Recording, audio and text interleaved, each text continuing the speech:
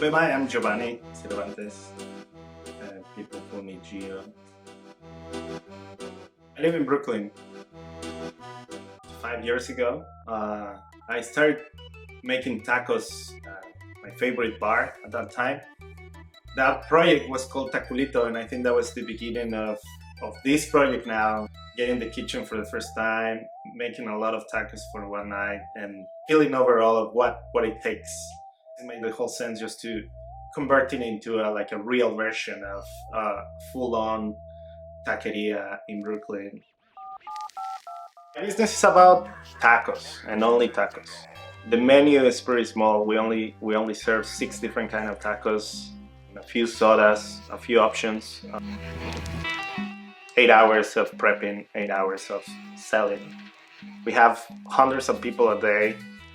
We finish when the food is done or when it's 10 p.m. and we have to just close the door and peace out. Get ready for the next day. Paying rent, all the products that we need for the food, insurance, light, gas, the people who work there. If you want to know what the most part of the money goes, is definitely meat.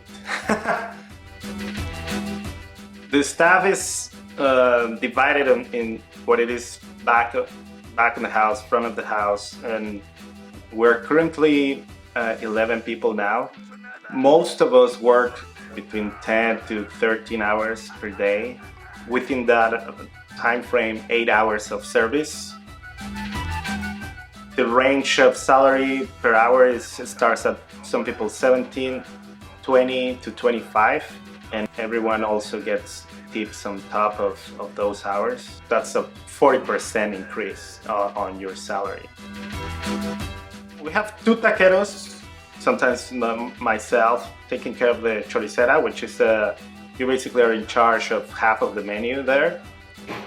The other taquero, it's the one taking care of the pastor, which is the most popular taco that we sell. We sell about 500 tacos of only pastor per day. Pretty much make sure the meat is in the best roasted situation, the right situation, and juicy enough to take it off.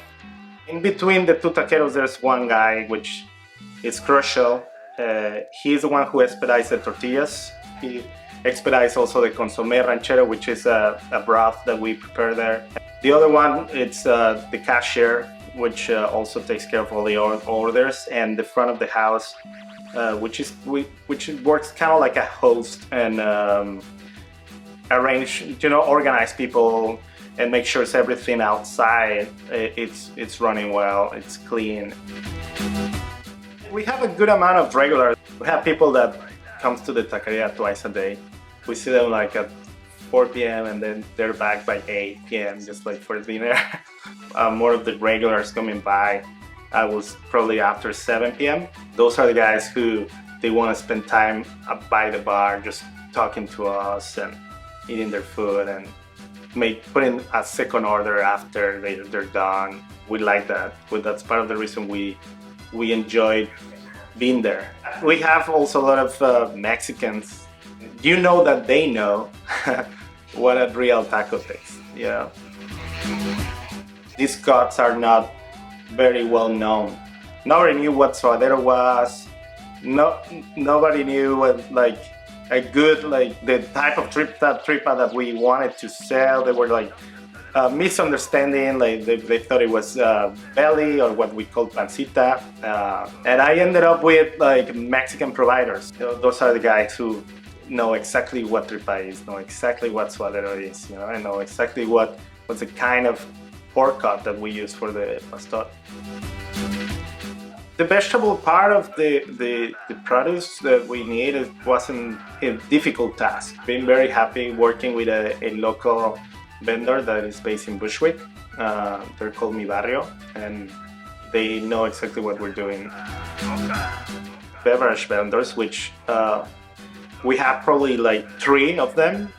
We have backups. So we only get beverages made in Mexico, which is pretty much the whole concept behind the taqueria. when it's sunny outside and when it's nice, their sodas outside really cold and getting their tacos, and it was like a great type of like house party. Winter gets really dark early, and 40% I will say the amount of traffic that we were getting used to when we opened. It was really cold inside the taqueria.